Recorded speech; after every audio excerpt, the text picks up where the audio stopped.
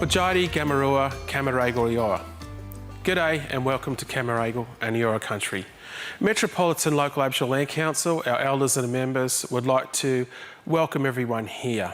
And we'd like to acknowledge all the wonderful lands that we are beaming to, pay respects to all elders, past and present, for looking after the country that they are on and the spirit of the country and looking after their communities. Art plays a very important part in our culture, in our society, when you think about it. It gives us an opportunity to challenge and share our emotions and our thoughts. We'd like to say to all those out there practicing artists, please continue what you are doing. It is so important when you think about it. Through art, we've challenged and we're changing society. And we'd like to congratulate all those who have participated, whether you're a winner or whether you've entered. It's all a very part that you play within our communities and with our society. We'd like to also give a shout out to those with the conversations that we are having about voice, treaty and truth, which are going to be very tough conversations, but we need to have these if we're going to create a better society. Diversity and inclusion is so important, including to be within our society, because when you think about it, Aboriginal people and Torres Strait Islander people, we're very diverse across our communities, and we need to remember that. We need to respect each other, treat each other with dignity, and we'd like to say from the elders and the members, always was, always will be Aboriginal land. We've never ceded. We can achieve great things when we all work and walk together for better outcomes. Thank you. Thank you to Michael West for that heartfelt welcome to country. Yeah, and welcome to the 2023 First Nations Art and Culture Awards. Now, these awards celebrate and recognise the outstanding work and achievements of First Nations artists. I'm John Paul Janke, Wuthathi from Eastern Cape York, and a Murray Islander from Murray Island in Eastern Torres Strait or Zenarthkes. Great to be here with you, JP. My name's Shani Wellington and I'm a Jerrinja and Wandi Yarn woman. And tonight we are celebrating 50 years of the Aboriginal and Torres Strait Islander Arts Board, established by the Australia Council in 1973. Yeah, way back in 1973. Now, this event is Auslan Interpretive and captioned live on Facebook and through the Australia Council's YouTube channel, which you can see on the account below me. Be sure to tune in. To start tonight's proceedings, we are joined by the Australia Council's Chief Executive Officer, Adrian Collett AM, and the Executive Director of First Nations Arts and Culture, Francesca Cubillo. Welcome, Adrian and Francesca. Thank you, John Paul and Shani, and hello to all the viewers. Thank you to Michael West for your warm welcome to country, and I would like to pay my respects and acknowledge the Kamilaroi land on which we meet today.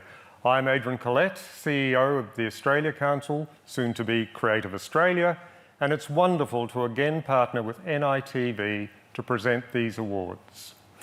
I'm delighted to also welcome my colleague and Executive Director of First Nations Arts and Culture, Francesca Cubillo. Thank you, Adrian.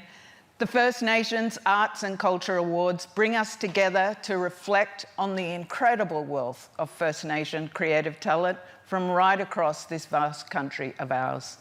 Tonight, we are proud to be presenting the awards in its 30th year. We celebrate the achievements and dedication of our storytellers, those who continue to share and create work in their chosen fields of practice, whether it be theatre, music, literature, dance, painting, community arts, fashion, design and textiles, or any other of our marvellous art forms First Nation creatives are excelling in. Most importantly, we pay our respects and honour those who are no longer with us, those who have paved the way for our arts and cultural sector, which continues to grow and flourish. The investment in these awards indicates the ongoing support and deep commitment by the Australia Council to First Nations arts and culture, a founding commitment of the Australia Council when it was formed in the early 1960s and expanded in the new initiatives outlined in Revive, the recently launched National Cultural Policy, which puts First Nations first. And tonight, the 27th of May, is an important date for First Nations people and indeed all Australians. Yes, Adrian, it is the anniversary of the 1967 referendum and an opportunity for all Australians to recognise the importance of First Nation people's self-determination, cultural authority and leadership. And tonight we also celebrate 50 years of the Aboriginal and Torres Strait Islander Arts Board. We also acknowledge the historic event that took place on Ngunnawal Ngambri country, the national seminar held on Aboriginal arts in Australia. We thank all those who have come before us. They leave us a remarkable legacy. Tonight's award recipients will each be presented with a handcrafted glass sculpture by Jennifer Kamari Martinello. Jennifer is based on Ngunnawal Ngambri country, and her brilliant work expresses traditional culture through glass. She brings together the colours of native plants, wildflowers, grasses and bulrushes in a style reflective of traditional weaving practices. They really are such beautiful pieces. I now have the great pleasure to welcome the Honourable Tony Burke, MP, Minister for Employment and Workplace Relations, Minister of the Arts and Leader of the House. Hi, it's Tony Burke, Arts Minister in the Australian Government. I'm joining you from Ngunnawal country, and I acknowledge and am grateful to the elders past and present here and to the elders past and present of all the nations that you're joining from. The First Nations Arts and Culture Awards celebrate the outstanding work and achievements of First Nations artists in Australia. These awards are held on the anniversary of the 1967 referendum, and I'm really proud to be part of a government that's committed to delivering the Uluru Statement from the Heart in full. This year's awards also coincide with the 50th anniversary of the Aboriginal and Torres Strait Islander Arts Board within the Australia Council. The extraordinary gift here in Australia is that arts and culture starts with First Nations first. Whether it's the songlines, dance, music, writing or visual art, that's where it starts. And that's why it's at the heart of, it's the first pillar of our national cultural policy, Revive. We're putting First Nations first. Through Revive, we're giving the Australia Council, which will soon be known as Creative Australia, the resources that they need, and also providing new structures to deliver First Nations autonomy for First Nations work. Through Revive, we're empowering First Nations artists and arts workers to thrive, to inspire, to reach new audiences and to shape and share our diverse story. And this is exactly what the First Nations Arts and Culture Awards do. The Red Ochre Award pays tribute to outstanding lifetime achievements and contributions to culture and community at home and abroad. The First Nations Fellowship supports established artists in their professional development. The Dreaming Award enables young and emerging artists to create a major body of new work through mentoring and partnership with established artists. And young and emerging artists can pursue professional development through the Emerging Career and Development Award. We also acknowledge the many First Nations artists to receive awards throughout the year for their achievements to literature, visual arts and community arts and to cultural development. So to all the recipients, thank you. You allow Australians to see themselves, to help us understand each other, and you're the window to enable the rest of the world to see us. Congratulations to each of you this evening, and thank you for what you do. Tonight's first award for this evening is First Nations Emerging Career Development Awards. This award is given to an Australian First Nations artist between 18 and 30 years old living in Australia or overseas to pursue their professional development. This unique opportunity is available to artists and arts workers in all disciplines, including dance, literature, poetry, visual arts, theatre, experimental art, music and community arts. The first of 2 First Nations Emerging Career Development Awards goes to Dean Brady.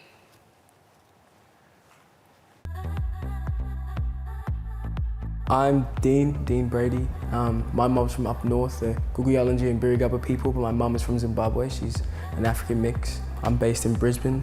I'm a Queensland boy, born and bred. I've been singing my whole life, and music has always been the route that I wanted to take, and it's just always been apparent because I've had amazing parents to be able to put those stepping stones and support me in my journey, and they've made it so easy, and my amazing team have made it easy for me now, and it's a breeze, but it hasn't been a breeze in the past, and you know, you keep doing those things because you love it, eh? I'm very like Olympic athlete about like my music, and I just really want it to be perfect. Just making the song with such amazing people like Jerome and Jacob Farrar, they're just amazing people and musically so talented. They made it so easy for me to like write those first like songs with them, and like that was like sort of me figuring out like my taste in music and how I want to make music. They really helped me with that. As soon as we made Falling, we were just like, yeah, this is the one we're releasing. This is definitely the one.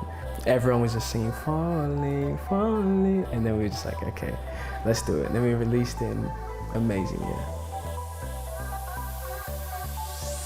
I've been, ever since Falling, like I've just been writing like all the time, like as much as possible, just trying to get feels down and trying to like learn more about myself and my music and like my musical DNA and figure out what genre I want to do and the person I want to be portrayed as through my music. And so I've just been like writing and going to different cities and networking and meeting amazing people and learning new things, and yeah, it's just been fun of the journey. We have a lot of things planned. We have a lot of things planned.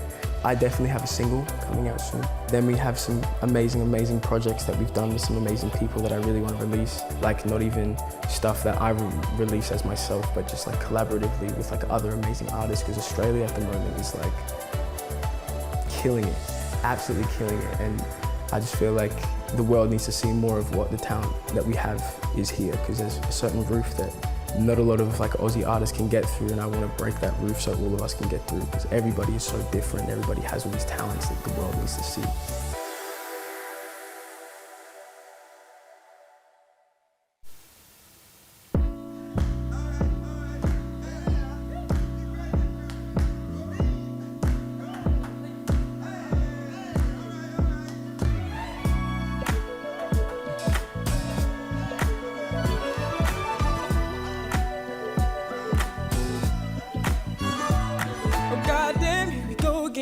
It's the same old story, man, it never ends. I mean, I be feeling sick and need my medicine. I mean, I just need a fix, you're my medicine. Cause I've been doing this for way too long now, girl. Chasing you to the ends of the earth. Sorry if I've come across too strong now, girl. The remedy lays in between your legs. Oh, and I could be the one, but I don't wanna be too cautious. Cause all I'm thinking, baby, is what if we fall in love, the way you make me feel now, baby. What if we fall in love? No, yeah. When I see you, it's like fate. And every time you touch me, girl, I feel it's levitate. It's like I'm in a skyscraper. They say we too high, but have faith. And maybe I know that you're the one. And feeling like me plus you is a sum. And I don't even know what I'm saying right now, but and we can figure this out. Cause and I've been here before. Let me take a dip in your waters. Backstroke your love into the morning. Yeah. And I could be the one, but I don't wanna be too cautious. Cause all I'm thinking, baby, is what if we fall in love, the way you make me feel now, baby. Yeah. Fall in love, no, yeah.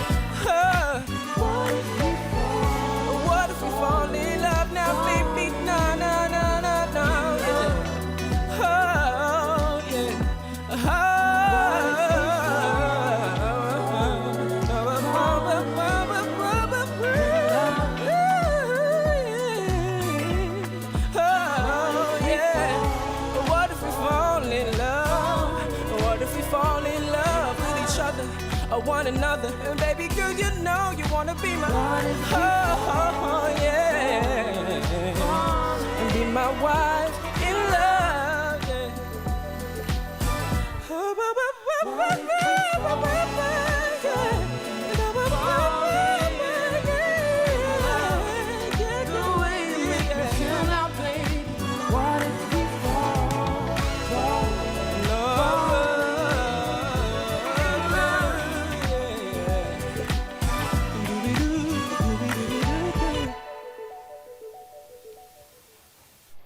Wow, what a deserving win and a beautiful performance. Such a beautiful performance. He's very incredible, Shani. Now, to the second of this year's First Nations Emerging Career Development Awards, and that goes to Emily Wells.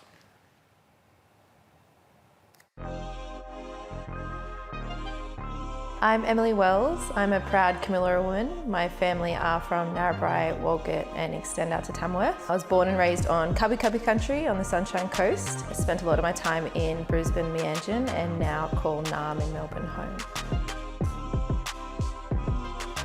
So I got into theatre by studying at Aboriginal Centre for Performing Arts, where I studied acting. From there, I worked as a character performer at Disney World for a year. And when I came back from America, I realised arts was absolutely my passion, but there was kind of like a business side of the arts thing ticking over in my brain that I really wanted to explore. And from there, I went to study producing at QUT, where I met Digi Youth Arts, and then I went into a producing role with Black Dance, and it kind of just evolved from there. I've been really fortunate to have been held by a lot of beautiful black women as I step into the arts. And before that, obviously growing up with such strong women, with my aunties and my mum and my nan. So I would say that all of those senior black women that have gone before me, absolutely my mentors and who I look to for inspiration. But also today, it's about the community that I'm a part of, the First Nations arts community, the First Nations community more broadly, constantly a source of drive for me to continue to do what I do. One of my main highlights is that I did kind of back myself as a writer and go full steam ahead into playwriting, and then of course to present my very first play face to face this time last year. One of the really exciting things about that as well was I was supported to bring my mum and my own aunties onto the project as cultural dramaturgs. So to have my own family in the room with me, giving feedback, guidance, all the auntie love that you need during that creative process, that was one of the absolute highlights of my career so far. A grant like this gives you the opportunity to pause and reflect and to consciously develop yourself and your practice, but this is a really important moment to pause and step back and to consciously work on myself.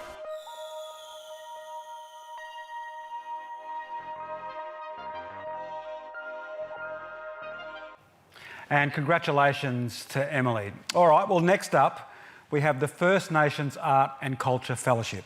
Now, this fellowship provides an outstanding established artist with support for 2 years to develop a major creative project or program. The fellowship offers space and time to focus on developing an artist's work. Deline Briscoe. Yalada, ngai buri karamil pirpa, ngai garan julain wara guburi wara burungu. I'm a Gugi Yalanji woman from far north Queensland, and I grew up in Innisfail, in Mamu country. My name's Deline Briscoe. So from the very beginning, I grew up in church. So always, every Sunday, we were performing an item and learning about how to really sing with conviction and in belief of what you're really passionate about. And I was really inspired by some of the singers in my church, and they really encouraged me. So I started songwriting when I was 8, and they used to sing my songs at church, so that was cool. I turned 18 on Thursday Island. My sisters and I were Briscoe sisters. We toured with as support act and as backing vocalists for the late Aunty Rita Mills and Titters. It was singing Baba Wayar with Titters and the Mills sisters and Briscoe sisters. It stays with me, and it has for all these years. That was about 25 years ago now.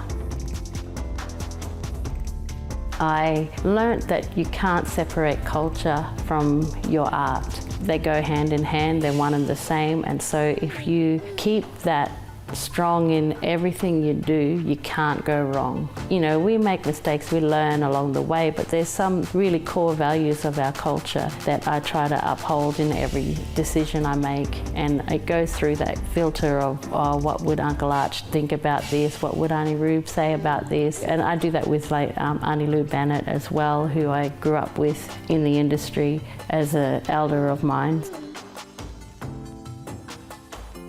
For me, receiving this fellowship gives me more of a freedom to explore different pathways in my career now as an artistic director. I have been a musician, composer, performer, and now I've gone into the space of artistic directing, and so with this fellowship it really just gives me that space and freedom to give opportunities to the next generation.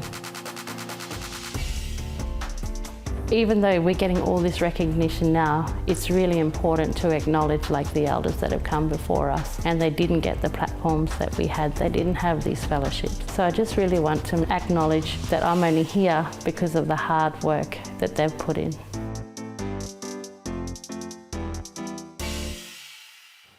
And congratulations, Delene. Well, right now it's time for a break. But coming up, we have the 2 Dreaming Awards and this year's prestigious Red Ochre Awards. We'll see you soon.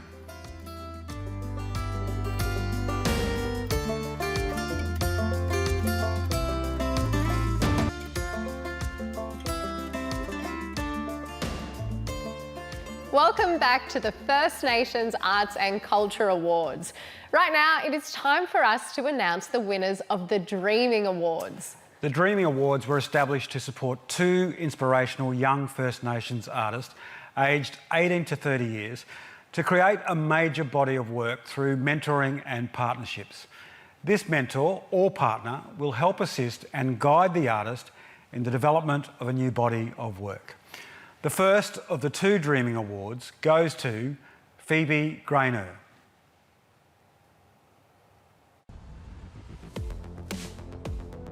My name is Phoebe Bribra Gorobajal Grainer. I am a Kukujungan, Muluriji, Wakamin, Takalaka, Kunjin, Wagama Yidinji, and Judabal woman. I am an actor and I'm a writer, I'm a storyteller.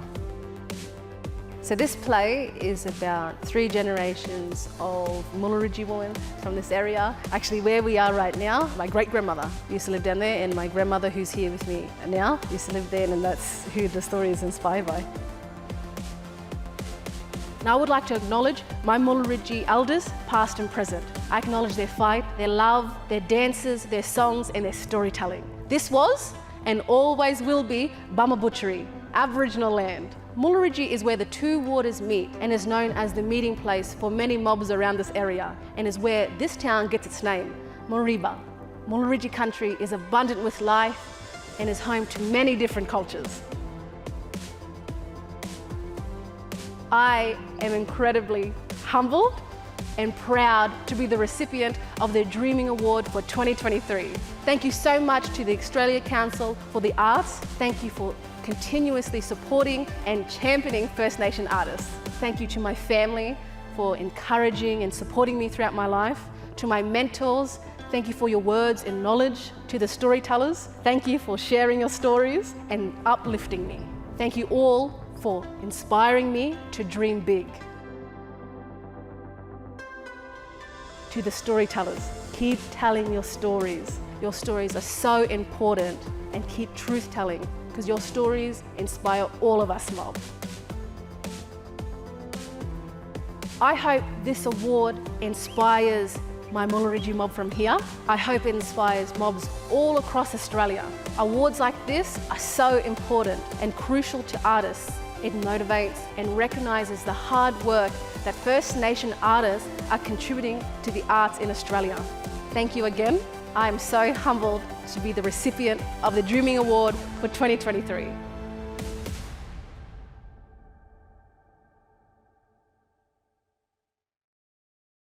What a beautiful story and great win. And speaking of wins, the second of this year's Dreaming Award goes to Nyara Barnes. Now let's have a look at her journey towards this award.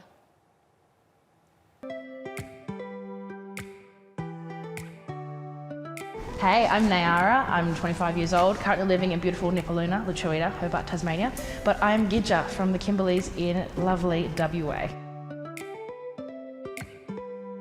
The arts has always just been me. I didn't realise the arts was me. I just, always was putting on shows. Everyone had to sit down in the lounge room because I wanted to sing a song, or I put all the cousins and all the family together to get up and do a ballet. I had no idea about ballet, but we were all there pretending we knew what to do anyway. Just making shows as a kid, and it just, turned into my career, which, I never saw happening.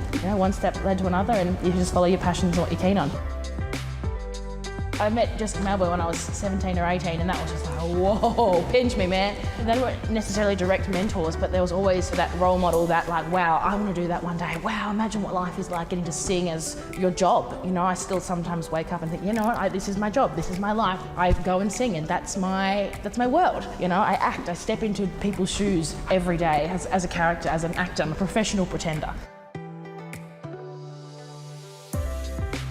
So look, I've got to play 2 great roles in 2, amazing black Aboriginal musicals. I've played Cynthia in The Sapphires and Pearlie Doyle in Sunshine Club. It's Uncle Tony Briggs and Wesley Enoch. They're incredible creatives in the space, and those shows have been so empowering for mob all around Australia and let alone, the world.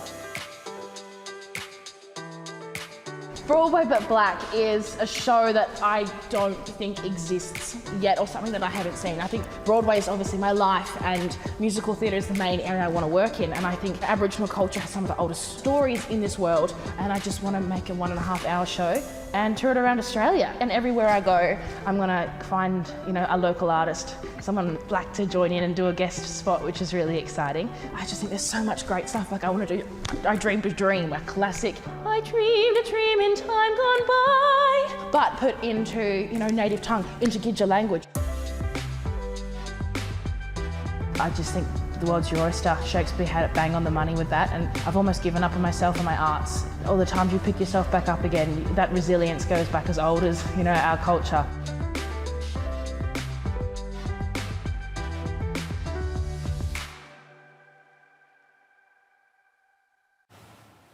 The Australia Council Fellowships support outstanding established artists and arts workers' activity and professional development for a period of 2 years. We are proud to announce 3 First Nation recipients for the following fellowships.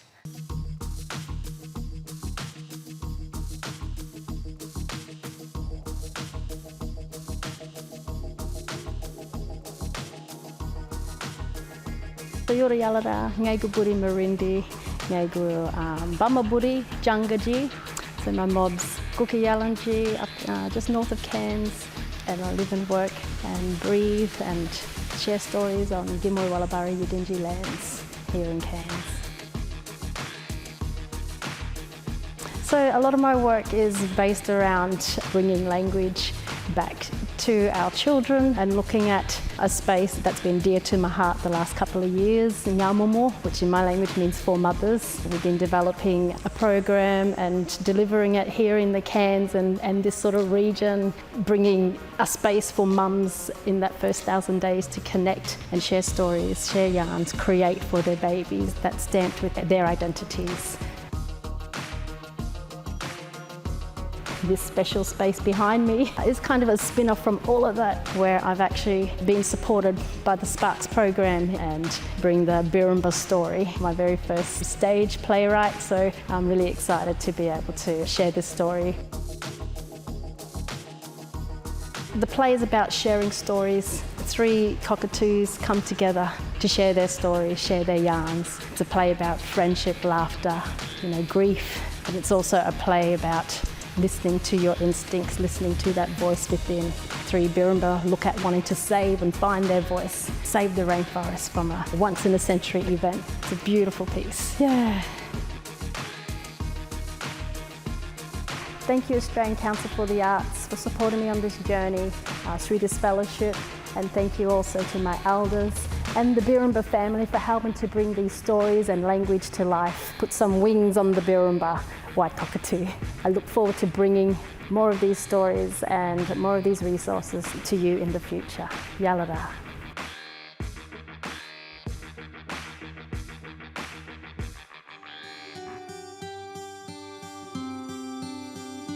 Leah Purcell is a proud Kowagungri Waka Waka Murray woman, born and bred in Mergen, Queensland. Leah is a multi-award-winning and self-made author, playwright, actor, director, filmmaker, producer, screenwriter and showrunner. At the heart of her work are female and First Nation themes, characters and issues. This fellowship enables Leah the time and space to undertake research in her great-grandmother's country for future projects.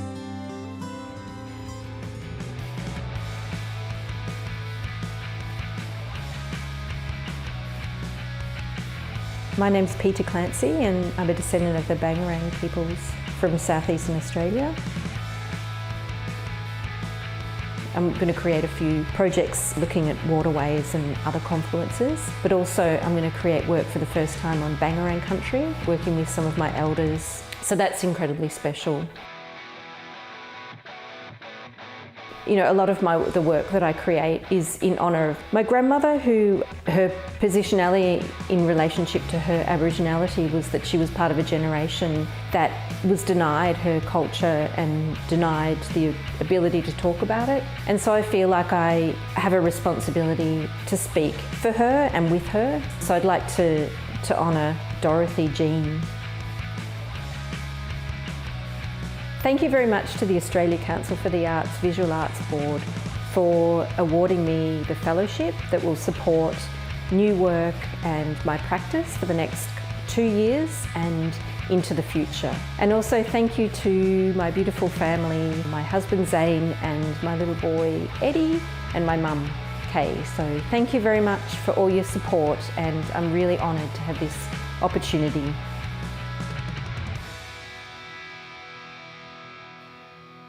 Congratulations to all the Australia Council Fellowship winners. We're now going to take a change of pace before we announce the winners of the Red Ochre Awards to celebrate a milestone achievement in Australian history. In 1973, a national seminar on Aboriginal arts in Australia in Canberra was attended by approximately 400 representatives from across the country.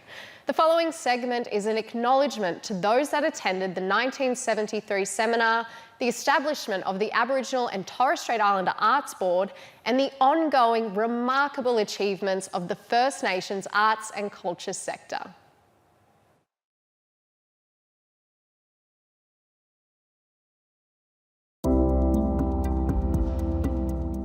This year marks the 50th anniversary of the Australian Arts Council's Aboriginal Arts Board. The board was established to represent all First Nations communities and their art forms. Established in 1973, the board's mission was to support, stimulate and preserve Indigenous arts and culturally significant art practices. That same year, the board's work was kicked off with the first ever National Seminar of Aboriginal Arts, a gathering that was a landmark moment in our people's ability to collectively celebrate our art and culture our way for the first time in living memory. I've come to Canberra to say what I think is right, not as a black and not as a white, but as a person, just as a person, as an artist, which I think transcends coloured barriers. And I believe that the Indigenous people of this country have an enormous amount to contribute. Opened by then Prime Minister Gough Whitlam and closed by Dick Ruffsey, the Aboriginal Arts Board's first ever chairman, this groundbreaking seminar in Canberra was attended by over 400 representatives from around Australia, giving us, for the first time, a voice in the art and cultural landscape of Australia. The meeting established guidelines and protocols based on First Nations principles of self-determination and respect and adherence to cultural imperatives. These objectives were designed to encourage and elevate First Nations people around the country to participate and share in a broad range of art forms. There's no magic answer that you can give and say, this is the answer for all of North Australia, you know, and then do it. Because every place is so different, every place needs a different set of answers. Who finds the answers? Here we come to the main point about the foundation. The people, the only people who can find the answers as to how to keep the old dance and song strong and alive and wake up the young people. There's only one people who can do that, and that is the Aboriginal people themselves in that community. Before 73, there were virtually no First Nations organisations devoted to the arts, but by 1981, that grew to over 50 at local, regional and national levels.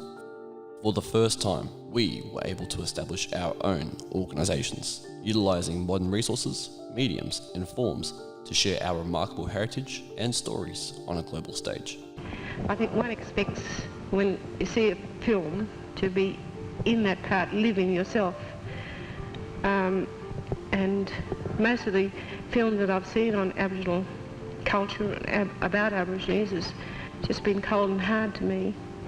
And I think this is no fault of anyone, but it is a problem that people who are outside of that culture trying to sort of capture it just loses it and misses it. In 1984, Gary Foley became the first Aboriginal director of the Aboriginal Arts Board. With Chair Chicka Dixon, he made reforms to increase self-determination within First Nations arts and culture. During their time in charge, the two ensured that funding specifically reached Aboriginal artists and organisations. They increased the number of Aboriginal staff on the board and were involved in the Arat Jara exhibition in Europe, arguably the most successful Australian Aboriginal art exhibition to ever tour outside of Australia. Since its inception, the board has continued to support First Nations artists across all regions and practices. Now, 50 years after that first seminar, the Australia Council for the Arts held Purumpa. Meaning flourish in the Kaurna language, Purumpa was held on Kaurna Yeta country in Adelaide and served to celebrate the history of First Nations arts investment and provided a forum on the future of our art. This landmark meeting of arts practitioners was the largest national gathering of Indigenous art and culture in 50 years. As a young dance student, being told that I was too ambitious to envisage an Aboriginal and Torres Strait Islander dance company, I think Purumpa today is also the culmination of that ambitiousness of other like-minded people. It took us 50 years to get here to Purumpa, the national gathering, from what started many years ago from the 1973 Aboriginal Arts Board. I think the next 50 years we should be able to see an embeddedness of First Nations practitioners excelling in not just art form, but management, consultancy, and every other affiliated industry and service that goes with the arts.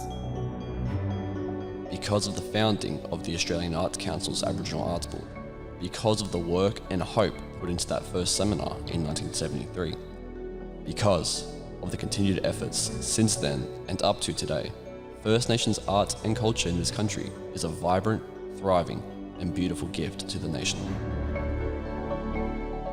We would like to thank everyone who has been a part of the last 50 years of First Nations arts and culture, and thank you to everyone who will continue this proud history and legacy. Really, I think that this body ought to try to create the circumstances for involving the large number of people in the theater itself. And the way you involve people is you give them an example, and then you furnish for them the specialists or the expertise that they need in order to create their own.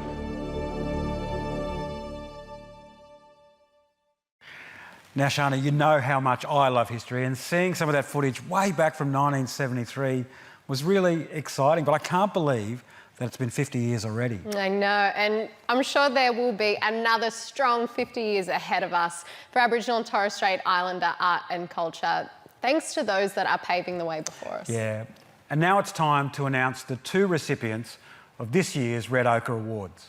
The Red Ochre Award is one of the most prestigious art awards in the country and was established in 1973 to honour eminent senior First Nations artists for their outstanding lifetime achievement in the arts and their contribution to the recognition of First Nations arts and culture nationally and internationally. Tonight we celebrate 30 years of the Red Ochre Awards with a roll call of all the exceptional artists that have received this award since its inception.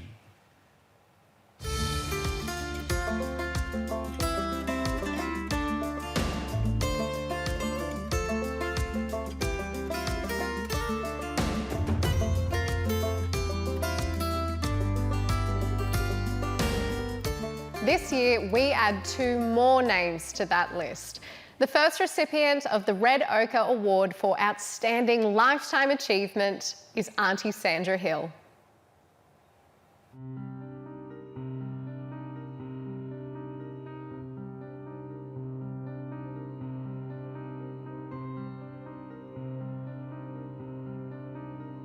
My name's Sandra Hill. I'm a Wardandi Pibbleman Menang woman on my father's side and a Balladong woman and Naju on my mother's side. I live here in Balingup. This is on Wardandi country, which is my bloodline through my father's side. I was 6.5 when we were taken away from Mum and Dad with my 2 sisters, and we were put into Sister Kate's home for half-caste kids. I was there for about 3 years. While I was there, it was such a cruel, hard place and very traumatising. We were marched into church every day. When we were in the church, I saw this amazing painting of this angel with her arms reaching out. It was the only beautiful thing in the whole place. So I focused on her to keep my spirit up. When I was fostered out at about 8.5 and I was given pencil, papers, colouring in paints, I tried to draw the angel because it was so important to me at the time. I just did angels for a long time. It really was what kick-started my art, because from that moment on I didn't do anything else. I think it was probably the first time somebody bought an artwork off me, which was way back in the 70s probably. And I thought, this is great, I could keep doing this. I was the recipient of a Australia Council Creative Development Fellowship, and I've been doing art ever since. And the first exhibition I had was about stolen generation. Every family was affected by stolen generation in the southwest, in the Noongar community, the Bibbulmun community. Nobody knew about it. They didn't know, you know, this stolen generation was a catchphrase, but it wasn't to us. And I needed to use art to put it out there. My heroes are the Boomali artists over in the east. You know, Fiona Foley, Brenda Croft, Gordon Hookey, Gordon Bennett. They were strong enough to paint what they were thinking, paint what they'd experienced, paint about what was not really allowed to be painted about. That gave me the courage to talk about the stolen generation.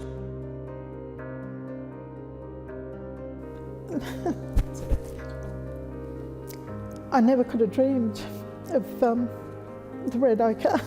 I just thought, you know, when only famous artists get those things.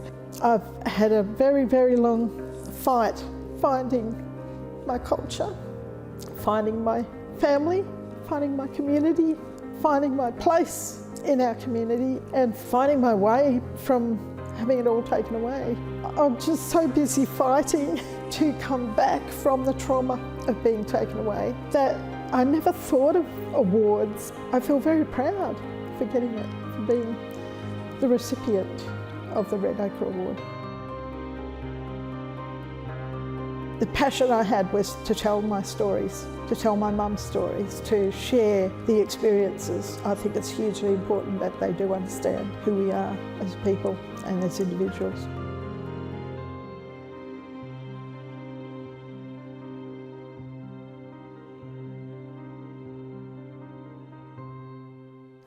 I'd like to thank the Underlup Association based in Busselton for nominating me for the Red Ochre Award, and for Eden Shepherd, who put the nomination together and rallied all the support for the nomination.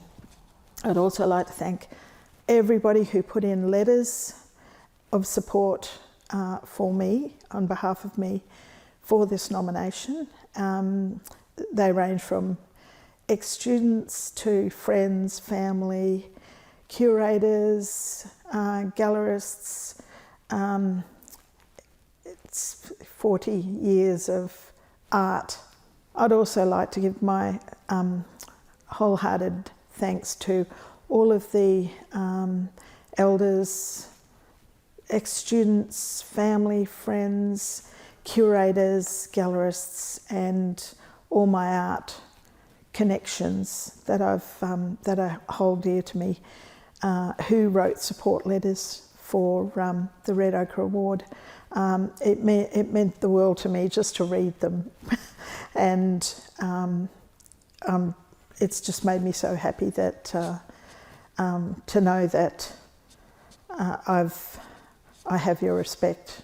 Thank you so much for taking the time to write those letters of support.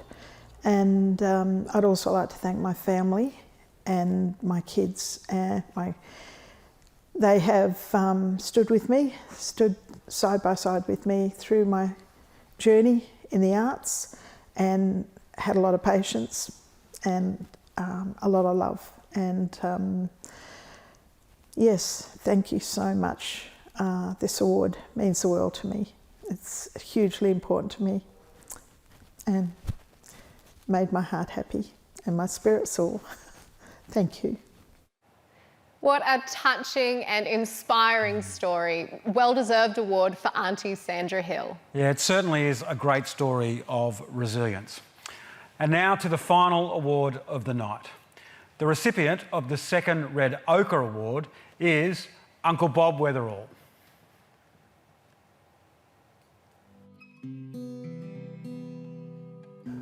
Well, my name's Bob Weatherall. I'm Kamilaroi. My mother and my father are Kamilaroi and Nimmo, and I grew up around St George, a little sandy town in southwest Queensland. Then moved on into Toowoomba later on and went to university. I think it's probably my brother that's basically inspired me. He was already doing it and I wanted to do it. And when he was out shearing and I was still home, I'd be playing his drums. And a lot of other people like Kevin Carmody too. Those guys, I played with Kevin around Toowoomba. He inspired me then. He was singing his own songs.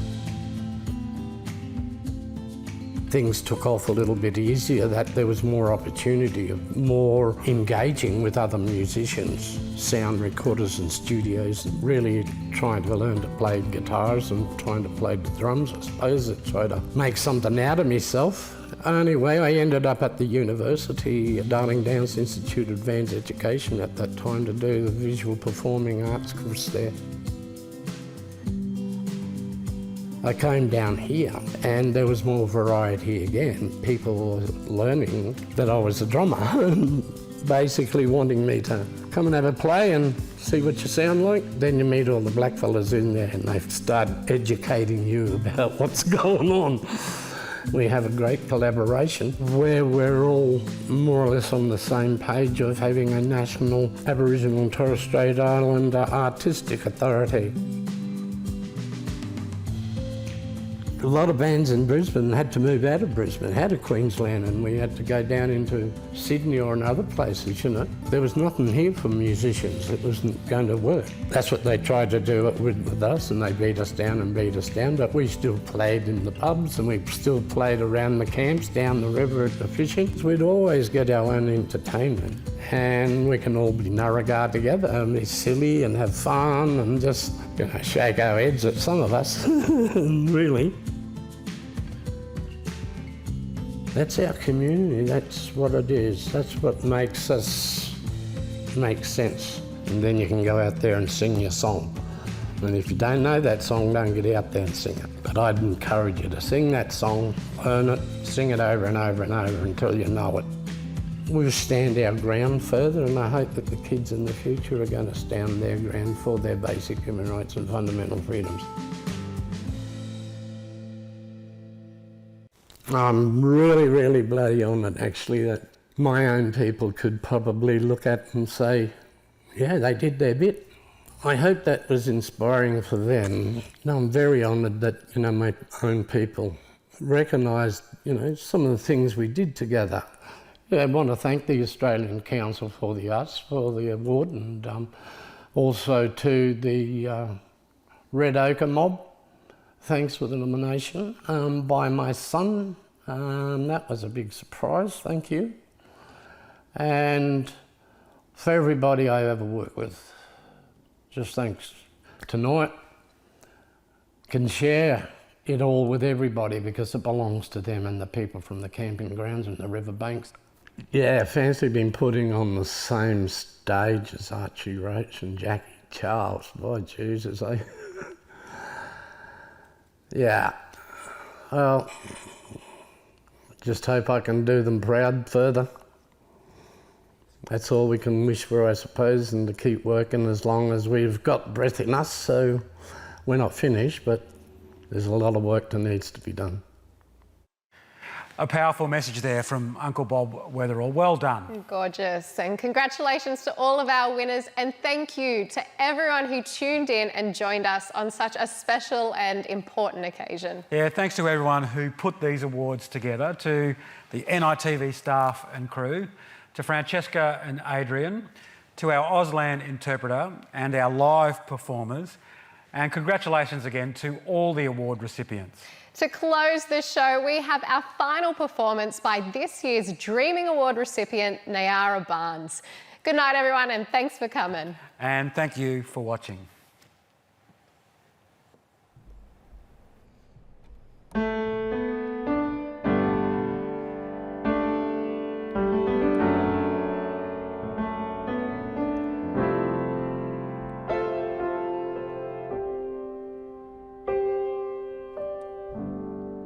Looking out on the morning rain,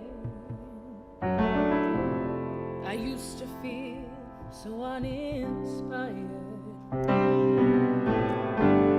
And when I knew I had to face another day, Lord, it made me feel so tired. Before the day I met you, life was so unkind, but your love was the key to my peace of mind. 'Cause you make me feel, you make me feel, you make me feel like a natural woman. When my soul was in the lost and found,